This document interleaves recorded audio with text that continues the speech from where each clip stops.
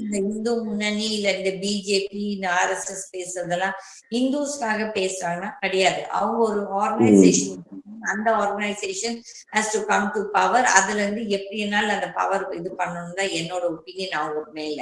Okay, because if they were so much bothered about சனாதனம் R ஹிந்துஸ்னா, அப்ப வந்து ரங்கராஜன் நரசிம்மன் வந்து last year at the same time I think he was arrested by the state government. உதயகிரியை பத்தி.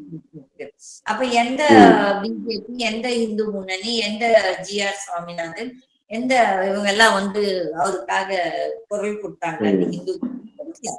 அவர் வந்து சனாதனத்தை பத்தி தான் அவரும் பேசினாரு. பட் வந்துட்டு அப்போ வந்து இவங்க எல்லாம் வந்துட்டு பிக் அண்ட் சூஸ், அவங்களுக்கு எப்ப எது சாதகமா இருக்குதோ அதை வச்சு ஒரு இஷ்யூ பண்ணணும். இவங்க ஒட்டுமொத்த ஹிந்துஸ்க்காக இவங்க வந்து வேலை செய்யறாங்க, பாடுபடுறாங்க, இதெல்லாம் போய்.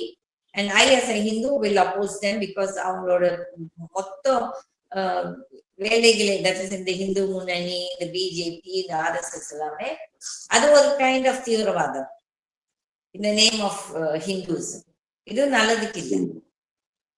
ஏன்னா நம்ம வந்து ஒரு வேர்ல்ட்ல இருக்கிறோம். நம்ம வந்துட்டு எப்ப பார்த்தா ஒரு முஸ்லிம் இது ஹேட் பண்ணிட்டோ, ஒரு கிறிஸ்டின் ஹேட் பண்ணிட்டோம்னா it will have some repercussions in the world. இது லெவல்ல பாலிடிக்ஸ் இது வந்துட்டு it's not going to affect Modi, but it's going to affect the people of India.